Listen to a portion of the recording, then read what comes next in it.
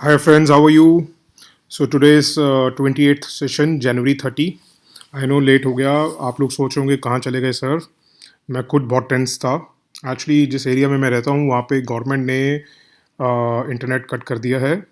दो I have wifi connection, but कुछ दिन पहले क्या हुआ था, कुछ डिगिंग की वजह से वो हमारी सारी वायर्स ख़राब हो गई थी. तो इंटरनेट चल नहीं रहा था. तो आप सोच रहे होंगे किसी और के यहाँ जाके कहीं भी कर सकता था. तो बट गवर्नमेंट की इंस्ट्रक्शन क्या थी कि एक दिन के लिए की है. तो आई थॉट कि मैं नेक्स्ट डे 2 दिनों का इकट्ठे कर लूँगा. बट जहाँ पे मैं गया फिर वाईफाई के लिए, तो वहाँ पे बहुत वाईफाई भी इतना स्लो कर दिया कि आपकी डाउनलोडिंग स्पीड, अपलोडिंग स्पीड बहुत स्लो हुई हुई थी. और डेली ये कह रहे थे कि कल ठीक हो जाएगा, कल ठीक हो जाएगा. तो आई थॉट कि हो जाएगा तो मैं कर लेता हूँ. बट आज मुझे लगा कि बहुत लेट हो गया है. इतना ज़्यादा पाइलअप करना और आप लोगों के साथ वो करना वो गलत है. तो आज मैं दूसरी सिटी आया हूँ. I have taken room in a hotel. और वहाँ पे मैं आया हूँ सिर्फ स्पेशल रिकॉर्डिंग करने के लिए. अब वो कितने दिन कंटिन्यू रहेगा, क्योंकि क्या है, साइबर कैफ़ेज़ में बैठने की आदत नहीं रही. आप लोग सोचोगे साइबर कैफ़े जाके कर सकते थे. बट वो सोचा कि 1 दिन में ठीक हो जाएगा, 2 दिन में ठीक हो जाएगा. तो बस 4-5 दिन का इकट्ठा हो गया, तो 12-13 घंटे मैं बैठ नहीं पाता साइबर कैफ़े. तो इसलिए मैं दूसरे शहर आ गया. आई हैव टेकन होटल और यहाँ से मैं रिकॉर्डिंग कर रहा हूँ. कल से आपको डेली कंटिन्यू मिलेगी. आज मैं 2 फ़ेब तक की आपको कंप्लीट करके दे रहा हूँ. और फिर आपको डेली कंटिन्यू करेंगे. अगर नहीं हुआ इंटरनेट कनेक्शन ठीक, तो साइबर कैफ़े जाके 2-3 घंटे तो बैठ के हो ही सकता है. तो आई विल कंटिन्यू इट.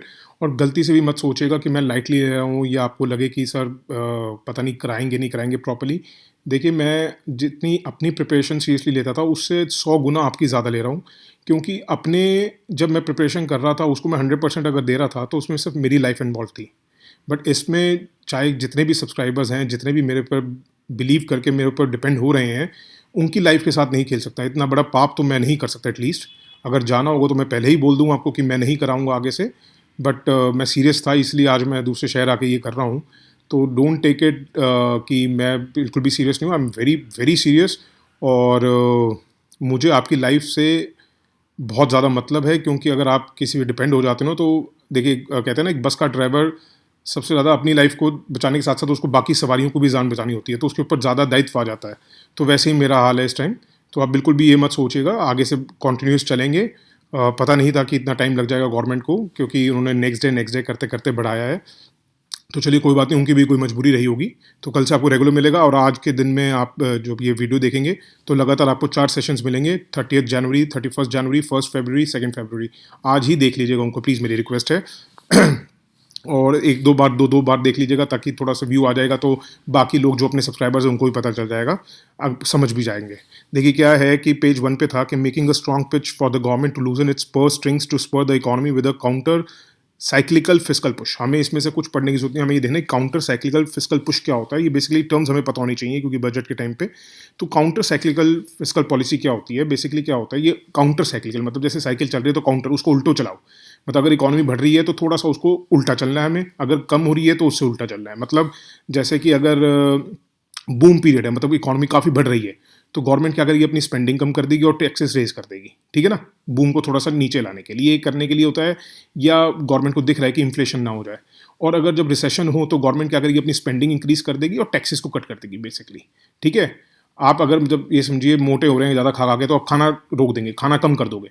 उससे क्या आप दोबारा पतले होने लग जाओगे. अगर ज़्यादा पतले हो रहे हो तो आप खाना ज़्यादा कर दोगे ताकि मोटे हो सको, वेट गेन कर सको. तो इसको कहते हैं काउंटर साइक्लिकल, मतलब जिस मोड पे एक चीज़ जा रही है उससे उल्टा चलना.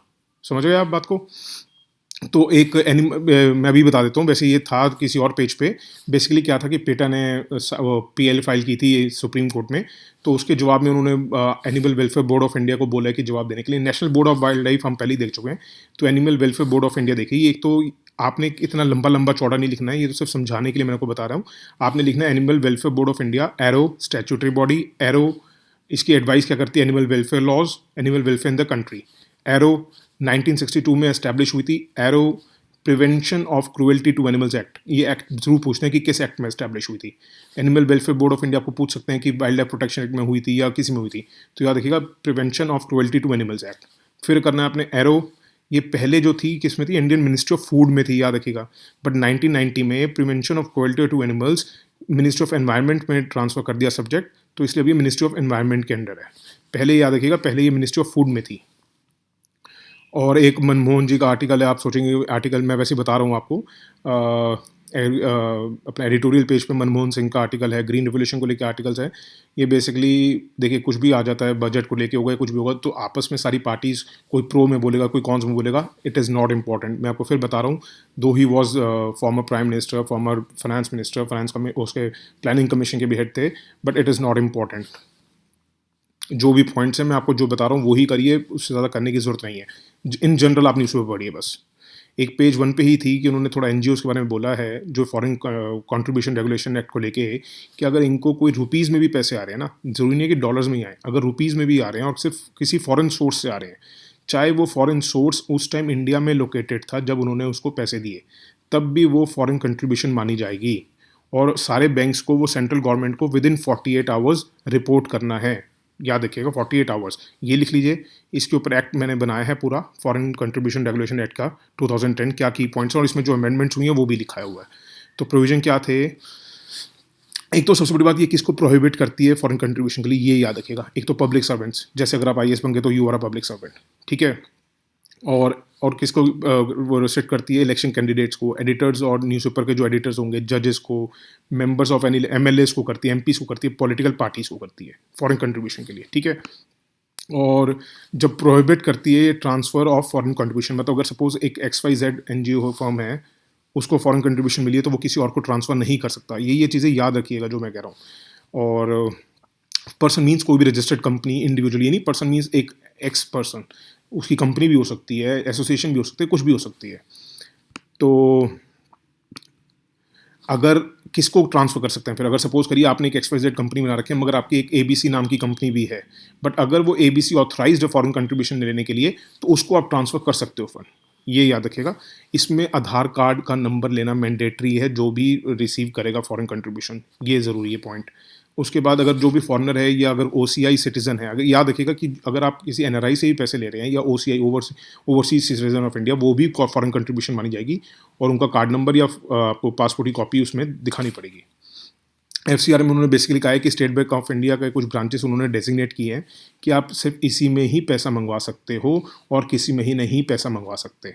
हाँ, आपको इजाज़त दी गई है कि किसी और कमर्शियल बैंक में, शेड्यूल्ड बैंक में अपना अकाउंट खोल सकते हो फॉरेन कंट्रीब्यूशन वाला, उसमें आप रख सकते हो पैसे, उसमें यूज़ कर सकते हो, मगर जहाँ पैसे आएंगे वो सिर्फ स्टेट बैंक ऑफ इंडिया के एक ब्रांच इन्होंने करी है डेजिग्नेट, सिर्फ उसी में ही आ सकते हैं। और याद रखिएगा ये मेंस में भी क्वेश्चन आया था फॉरेन कंट्रीब्यूशन रेगुलेशन एक्ट को लेके, तो इसलिए इन चीज़ों को याद रखिए। अगर मैं इतने पॉइंट्स बता रहा हूँ तो इसको लाइटली मत लीजिएगा। रिस्ट्रिक्शंस क्या हैं, कि किसको क्या रिस्ट्रिक्ट करती है, किस चीज़ को रिस्ट्रिक्ट करती है, और कितनी आप कंट्रीब्यूशन को एडमिनिस्ट्रेटिव एक्सपेंसेस में डाल सकते हैं, 20% को डाल सकते हैं। पहले ये 50% हुआ करता था, ये अमेंडमेंट कर दी गई है। और गवर्नमेंट को ये भी परमिट करता है ये इसमें कि अगर वो किसी पर्सन को सरेंडर करने के लिए कहती है अपना रजिस्ट्रेशन सर्टिफिकेट, ठीक है। देखिए 48 आवर्स, आपको जो याद रखनी है बातें वो बहुत ज़रूरी हैं, कि अगर रुपीज़ में भी पैसे आ रहे हैं तब भी वो फॉरेन कंट्रीब्यूशन मानी जाएगी। ऐसा नहीं है सिर्फ वो डॉलर्स में। ये क्वेश्चन में 4-5 पॉइंट्स में पूछ सकते हैं आपसे कि सिर्फ डॉलर्स होगा, यूरोज़ होगा या फॉरेन करेंसी होगा। नहीं, रुपीज़ में भी अगर आ रहे हैं और वो फॉरेन सोर्स अगर उस टाइम इंडिया में भी लोकेटेड था, तब भी वो फॉरेन कंट्रीब्यूशन मानी जाएगी। और बैंक्स को कितने टाइम में रिस्पॉन्ड करना है, 48 आवर्स में, ये नहीं कि 30 दिन में या कुछ में। और एक आज आपने देखा होगा प्रेसिडेंट एड्रेस को लेके बहुत चल रहे हैं कि कई पार्टीज़ बॉयकॉट कर रही हैं, तो वो ज़रूरी नहीं है कि क्यों बॉयकॉट कर रही हैं, क्या नहीं कर रही, वो बिल्कुल ज़रूरी नहीं है। हमें पढ़ना चाहिए प्रेसिडेंट एड्रेस क्या है। आर्टिकल 87 जो है बेसिकली प्रेसिडेंट एड्रेस की बात करता है। आर्टिकल 87 ये कब कब होता है, एक तो जब भी कोई इलेक्शन होते हैं, उसके बाद जब नई असेंबली बनती है उसका फर्स्ट सेशन, ठीक है, first session after each general election, और या first session of each year. याद रखिएगा, वो आपको पूछ सकते हैं कि जैसे 3 सेशंस होते हैं, budget session, monsoon session, winter session, तो पूछ सकते हैं कि हर सेशन के फर्स्ट सिटिंग जो है प्रेजेंट एड्रेस करता नहीं, सिर्फ साल में जो फर्स्ट सेशन होता है उसी का। जैसे साल का फर्स्ट सेशन जो होता है बजट सेशन होता है, उसमें प्रेजेंट एड्रेस होता है या इलेक्शन के बाद होता है, हर सेशन के पहले नहीं होता, ये याद रखिएगा। उसको स्पेशल एड्रेस बोलते हैं। उससे पहले कोई भी बिजनेस ट्रांजैक्शन नहीं होगी पार्लियामेंट में जब तक प्रेसिडेंट एड्रेस ना कर दे, बजट सेशन और फर्स्ट सेशन। और ये दोनों हाउसेस को असेंबल जब होंगे इकट्ठे तभी करा जा सकता है। अगर सपोज करिए लोकसभा जो है, देखिए एग्जांपल मैंने दिया हुआ है कि 1977 में डिसोल्यूशन हो गई थी लोकसभा की और राज्यसभा का अपना सेशन चल रहा था, तो वो विदाउट प्रेसिडेंट एड्रेस हुआ, क्योंकि दोनों हाउसेज इकट्ठे होंगे तभी प्रेसिडेंट का एड्रेस होता, नहीं तो नहीं होता। और कब होता है, जब अगर सपोज फर्स्ट जनरल इलेक्शन के बाद जब स्पीकर नॉमिनेट हो जाता है, सब अपनी ओथ ले लेते हैं, उसके बाद प्रेसिडेंट का वो होता है। ये 4-5 पॉइंट्स याद रखिएगा। जैसे आप लिख सकते हैं president address article 87, that's it, first session of every year, first session after election, और to both houses, not single, ऐसे लिख लीजिएगा ताकि याद रहे आपको। 1977 का एग्जाम्पल लिख लीजिएगा ताकि आपको याद रहे। ठीक है, बेसिकली प्रेसिडेंट एड्रेस में क्या होता है, वो पॉलिसीज़ बताते हैं गवर्नमेंट की, पास्ट में उन्होंने क्या करा, आगे क्या हो रहा है, क्या नहीं हो रहा। ठीक है, और इट इज़ अवेलेबल, मतलब इस पर फिर डिस्कशन होती है, याद रखिएगा। आप सोचेंगे कि जो एड्रेस होता है वो सिर्फ वो बोलते हैं और वो चले जाते हैं, ऐसा नहीं होता। उसके बाद उस पर डिस्कशन होती है, उस पर वोटिंग भी होती है। याद रखिएगा कि कई बार क्वेश्चन आया है कि प्रेसिडेंट के एड्रेस पर वोटिंग होती है। हाँ, वोटिंग होती है, और याद रखिएगा अगर वोटिंग में अगर वो पास नहीं होता तो इसका मतलब नो कॉन्फिडेंस मोशन माना जाता है उसको, एक टाइप का। ठीक है, और सारे मेंबर्स उस पर हाँ अमेंडमेंट्स भी हो सकती हैं। ये ज़रूर याद रखिएगा कि मोशन ऑफ थैंक्स जो होता है, हम बेसिकली मोशन ऑफ थैंक्स क्या होता है, जब उन्होंने अपनी बात बोल दी, उसको प्रेसिडेंट एड्रेस बोल दिया, उसके बाद जब लोकसभा बैठती है, मतलब दोनों हाउसेस उसको पास करते हैं, तो उसको मोशन ऑफ थैंक्स कहा जाता है कि हाँ भैया मैंने बोला था, आपने पास कर दिया, that is called motion of thanks. उसमें अमेंडमेंट भी हो सकती है और उस पर वोटिंग भी होती है, याद रखिएगा। जनरली 3 डेज दिए जाते हैं और अमेंडमेंट भी होती है इसमें। ठीक है, और उस पर वो वोटिंग पे जाता है। देखिए ये लिखा है मैंने, the motion of thanks must be passed in the house, otherwise it amounts to the defeat of the government. ठीक है, और जो इसके अलग अलग क्या है, rejection of a money bill, passing a censure motion, adjournment motion, cut motion अगर वो जाए, वो सब हम पॉलिटी में पढ़ेंगे। बट मैं आपको इसमें आया था तो मैंने कहा बता दूं आपको, ये चीज़ें भी होती हैं। बट ये याद रखिएगा मेन इंपॉर्टेंट पॉइंट, क्या आर्टिकल कौन सा है, दोनों हाउसेस को इकट्ठे करा होता है, हाँ इकट्ठे करना होता है। और ये वोटिंग पे भी जाता है, वोटिंग पे भी जाता है, अमेंडमेंट हो सकती है, अमेंडमेंट भी हो सकती है। ये सब चीज़ें पॉइंट बहुत ज़रूरी हैं, पॉज करके बाद में आप लिख सकते हैं। उसके बाद जो पेज 10 पे था, तो इन्होंने क्या लिखा है, अपने को मेन पॉइंट बताता हूँ क्या लिखा है इसमें, कि economic survey has prescribed an early withdrawal of the regulatory forbearance. Forbearance मतलब हमें देखना है इसमें, फोरबियरेंस क्या होता है, जो मैंने मार्क कर रखा है वैसे आपको एक एग्जांपल के तौर पे आपने जो लिखना मेरी सुन लीजिए फिर लिख लीजिएगा। फोरबियरेंस क्या होता है कि जैसे सपोज अभी पेंडेमिक सिचुएशन थी, बहुत खतरनाक सिचुएशन थी, इकोनॉमी डूब रही थी, तो गवर्नमेंट क्या करा आपको कि एनपीएस डिक्लेयर नहीं किए जाएंगे अकाउंट्स, आपकी जो किस्तें आपको इतने टाइम का मोरेटोरियम पीरियड दे दिया, वो नहीं करा जाएगा, टैक्सेस में छूट दे देती है, नहीं दी दे देती है, एमएसएमईज के लिए कुछ नई प्लान्स ले आती है कि इनको इतना फंडिंग फालतू में दे दो, या कैपिटल इन्वेस्टमेंट के लिए आपको ईजी हो जाता है, उसको कहते हैं फोरबियरेंस। तो इकोनॉमिक सर्वे क्या कहता है कि भैया ये जो ग्लोबल ये अपना फोरबियरेंस जो होती है ना, इसको एक दवाई की तरह दो, स्टेबल डाइट ना बनाओ। मतलब अगर आपको कल को सर्दी खांसी हो जाए और मैं आपको कोट्रोसिन दे दूँ या डीकोल टोटल दे दूँ, और आप उसको 3 दिन में खा के ठीक हो जाओगे, तो 3 दिन बाद उसको बंद कर दो। इसको आपकी दाल रोटी ना बना लो कि रोज़ ही खानी है और सालों साल आप खाई जाओ कि यार क्या पता जुकाम ना हो जाए, खा ही लेता हूँ, रोज़ खाई जाओ। उससे क्या होगा, वो आपकी शरीर को गलत नुकसान पहुंचाएगी, कभी कल को बीमार भी होगे तो वो असर नहीं करेगी। ठीक है, तो इसलिए क्या उसने कहा है कि फोरबियरेंस इस चीज़ को कहते हैं कि वो सिर्फ इसलिए दिया जाए ताकि वो मेडिसिन की तरह, स्टेपल डाइट मत बनाइए। क्योंकि ग्लोबल फाइनेंशियल क्राइसिस में हमने देखा था कि इसको डिसकंटिन्यू कर देना था 2011 में, क्योंकि हमारी जीडीपी, एक्सपोर्ट्स, आईआईपी वगैरह सब ठीक हो गए थे, बट इसको तब भी नहीं बंद किया गया, और उससे हमारे जो इकोनॉमिक सर्वे बताता है कि हमारा को बहुत नुकसान हुआ उस चीज़ का। तो हमें इसमें से क्या टर्म लेनी थी कि फोरबियरेंस। ये टर्म्स बहुत, जैसे मैंने आपको बताया था ना, नेम्स प्लेसेस टर्म्स, ये एक अलग से फाइल बना लो, नेम्स प्लेसेस टर्म्स। ये फोरबियरेंस जो ये चीज़ें हैं ना, ये आप अगर आपको अभी जब पढ़ते हैं जनरली तो आप इतना गौर नहीं करते, जब आप प्रीलिम्स का पेपर देने बैठते हो, जब ऐसी टर्म्स आती है ना, वो आपका दिमाग हिल जाएगा कि यार ये क्या है फोरबियरेंस, ये मतलब कहाँ इसको फिट करूँ कहाँ नहीं। तो फोरबियरेंस इसको कहते हैं, जो मतलब बुरे वक्त में दवाई दी जाती है, दैट इज़ कॉल्ड फोरबियरेंस। और उसको दवाई रखो, उसको स्टेपल डाइट, उसको अपनी दाल रोटी मत बनाओ। ये थोड़ा सा आप पॉइंट अगर आपको मेंस में लिखना हुआ आप तब भी लिख सकते हैं। एक पेज 10 पे ही था कि the allocated capital budget for defence has been fully utilise since 2016-17। ये बात पॉइंट नोट करने का मैं बताता हूँ क्या है कि कई बार ना ऑप्शंस में दे देते हैं कि आपको पता होगा कि बजट में क्या होता है कि जितने आपको फंड्स दिए जाते हैं ना, मतलब सपोज करिए आप अगर खाना खाने गए, मैंने आपको 100 रुपये दिए कि जा बेटा खाना खा ले, और आपने अगर 80 रुपये खर्च करे और आप वापस आए, तो मैं कहूँगा कितना खर्चा हुआ, आपने कहा 80, मैं कहूँगा ला 20 वापस दे दे। ठीक है, और अगर हमने 100 खर्च दिए तो 100 खर्च दिए।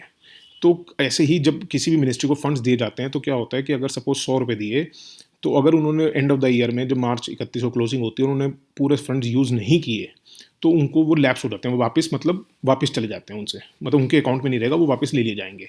तो हमेशा ना डिफेंस के बजट के साथ यही होता था। वो क्यों होता था? क्योंकि इनके ना जो अप्रूवल्स है ना वो इतने टाइम लगा देते थे कि अब अप्रूवल ही नहीं हुआ तो अभी परचेज तो हो ही नहीं पाएगी, तो इसलिए वो फंड्स यूज़ नहीं हो पाते थे, तो वो रिवर्स होता रहते थे, लैप्स हो जाते थे।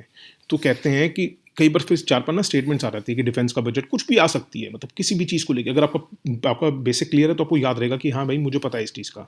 तो कहते हैं 2016-17 से जो हमारे डिफेंस को एलोकेट किया जाता था कैपिटल बजट, वो पूरा यूटिलाइज हो रहा है। उससे पहले क्या होता था कि हम बिल्कुल भी यूटिलाइज नहीं होता था या थोड़ा यूटिलाइज होता था, बाकी सब लैप्स होता रहता था। तो ये चीज़ आपको 2 इम्पॉर्टेंट नहीं लगेगी, बट आप ये लिखिए, मेरी गारंटी है ये चीज़ पूछी जा सकती है कि 2016-17 से हमारा जो कैपिटल बजट डिफेंस में है वो फुली यूटिलाइज हो रहा है। ऐसा नहीं है कि इसके ऊपर इंडिविजुअली एक क्वेश्चन आ जाएगा, बट 4-5 ऑप्शंस में आ जाएगा ये, जिसमें से एक लाइन इसकी भी डाल देंगे ये वाली। एक है the lockdown gave a boost to the gig economy. एक तो ये पॉइंट याद रखिएगा कि द लॉकडाउन ने क्या करा, हमने पहले भी डिस्कस किया, इनइक्वालिटी बढ़ी, ये सब करा है। एक तो याद रखिएगा gave a boost to the gig economy. अब हमें देखना गिग इकोनॉमी क्या है। कहते हैं गिग इकोनॉमी एक फ्री मार्केट, मतलब ये आपको छोटी सी मैं बता देता हूँ। जैसे जोमेटो, उबर, ये अपना स्विगी, ओला, है ना, इनमें जो आदमी काम कर रहे हैं बेसिकली टेम्परेरी हैं, मतलब जो लड़के पढ़ के कहीं और भी काम करते रहते हैं, साथ में अपना जोमेटो को भी ले लिया। हाँ जी, उनका मैसेज आया कि मैं इधर हूँ भाई, डिलीवरी कर दे, वो डिलीवर कराए। तो ये is a free market system, इसमें कोई वो उनको खरीद नहीं लेते, इनका तो बस शेयर होता है, भैया तूने इतना एक ऑर्डर दिया तो तेरे को 15 रुपये मिलेंगे, या 1 किलोमीटर के हिसाब से पैसे दे देते हैं। तो ये फ्री इकॉनमी है, इसमें याद रखिएगा टेम्परेरी पोजिशंस आर कॉमन हैं, और organisations contract with independent workers for short term. इसमें कोई आपको दिहाड़ी मजदूरी, मतलब परमानेंट सैलरी पे नहीं रखा जाता, ये दिहाड़ी है, छुटपुट जिसको कहते हैं कि कभी बुला लिया कभी नहीं बुलाया, जब जरूरत पड़ी तब बुला लिया, जब जरूरत नहीं पड़ी तो बुला लिया। तो क्या याद रखिएगा कि जो ये लॉकडाउन हुआ था इसमें इसने गिग इकोनॉमी में बूस्ट हुई है। और एक DIPP के बारे में भी था आर्टिकल में, वो आर्टिकल इंपॉर्टेंट नहीं था, बट ये देखिएगा department of industrial policy and promotion हुआ करता था इसका नाम, अब इसको कर दिया department for promotion of industry and internal trade 2019 में। याद रखिएगा ताकि इसके अंदर हम इंटरनल ट्रेड भी ले आएँ। After internal trade was added to the mandate, the department was renamed, वो ठीक है। अब ये आपको क्या लिखना है, DIPP एरो, अब ये बन गया department for promotion of industry and internal trade arrow ministry of commerce. याद रखिएगा मिनिस्ट्री ऑफ कॉमर्स के अंडर आता है। अब ये मैंने इनकी DIPP की साइट पे जाके देखा है कि एलोकेशन ऑफ बिजनेस इसके अंदर कौन कौन से बिजनेस इसके दिए गए हैं। Productivity in Indian industry, industrial management, e commerce, ऐसे लिख लीजिएगा। इंडस्ट्री और इंडस्ट्रियल मैनेजमेंट आपको वैसे ही समझ आ जाएगा नाम से, इसको चाहे ना लिखिए। इसमें क्या लिखिए, ई कॉमर्स एंड स्टार्टअप्स, ये लिखिए, ये ज़रूर लिखिए।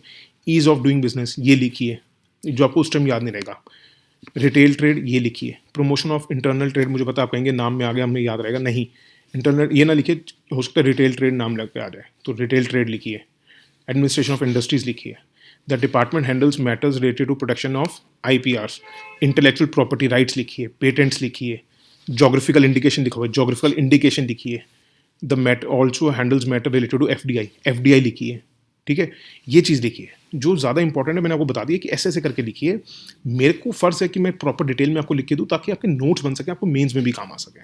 देखिए क्वेश्चन आया था ये 2017 के प्रीलिम्स में, with reference to the national intellectual property rights policy consider the following statements. It reiterates India's commitment to the Doha development agenda and the TRIPS agreement. ये आपको पॉइंट ना भी पता हो कोई ज़रूरी नहीं है, क्योंकि उस टाइम 2016 की न्यूज़ में था, ये नहीं आ सकता पॉइंट। बट सेकंड पॉइंट देखिए कि department of industrial policy and promotion is the nodal agency for regulating intellectual property rights in India. अब ये देखिए मैंने इसको आपको लिखवाया ना कि department handles geographical indication, IPRs और फॉरेन इन्वेस्टमेंट FDI को भी ये रूल करेगा। तो देखिए ऐसे क्वेश्चन पूछ जाते हैं, तो इसलिए मैं जो जो चीज़ें बता रहा हूँ आप बिल्कुल लाइटली ना लीजिए, मेरे पर बिलीव कीजिए, बस इतना ही करिए और करने की कुछ ज़रूरत नहीं है। इन जनरल न्यूज़पेपर पढ़ना चाहें पढ़िए। एक वो मनी लॉन्ड्रिंग को लेके भी था कि वो कोर्ट ने कहा है कि भैया बना क्यों नहीं रहे हो भैया मनी लॉन्ड्रिंग का जो ट्रिब्यूनल, उसके बारे में था। बट मनी लॉन्ड्रिंग क्या है, उसका क्या लीगल फ्रेमवर्क क्या है इंडिया में, ये चीज़ें जानना ज़रूरी है। तो देखिए मनी लॉन्ड्रिंग क्या है बेसिकली, जैसे आपको पता होगा ड्रग्स में, टेररिस्ट फंडिंग में, और जो 2 नंबर के धंधे होते हैं ना उसमें आपको कभी भी देखिएगा पैसे बहुत ज़्यादा बचते हैं, ठीक है। उसको आप, और वो होते हैं काले के। आप ड्रग्स, कोई चेक से पेमेंट तो देगा नहीं, आपको ड्रग्स खरीद रहा है तो वो हमेशा कैश से आएगी। तो वो कैश की, जब कैश आपके पास बहुत आ गया, कमाई बहुत होती है। आप देखिए 5 लाख रुपए किलो की चीज़ 5 करोड़ रुपए किलो बिकती है, तो कमाइयाँ बहुत होती हैं। तो उस कमाई आपको हो रही है वो बेसिकली कैश में। उस कैश को आप लीगल टर्म में, मतलब आप इसको कैसे अपने अकाउंट में कई ट्रांज़ैक्शंस करके उस काले कैश को कैसे व्हाइट कर लेते हैं, ब्लैक मनी को व्हाइट कर लेते हैं, that is called money laundering. ठीक है? तो जैसे इल्लीगल आर्म्स सेल्स होती हैं, स्मगलिंग होती है, ड्रग ट्रैफिकिंग होती है, प्रोस्टिट्यूशन होता है, insider trading, bribery, computer fraud schemes, इसमें बहुत लार्ज प्रॉफिट्स होते हैं। तो वो होते हैं ज़्यादातर कैश में। उस कैश को आप अकाउंट्स में ले आएँ, घुमा के 2-4 जगह बिल्स काट के, फॉर्ज बिल्स काट के, कैसे भी करके। जब आप उसको अपने अकाउंट्स में लाते हैं, उसको लीगल बन जाता है। आपका 1 नंबर का पैसा बन जाता है, उसको कहते हैं मनी लॉन्ड्रिंग। ठीक है? तो लीगल फ्रेमवर्क क्या है इंडिया में?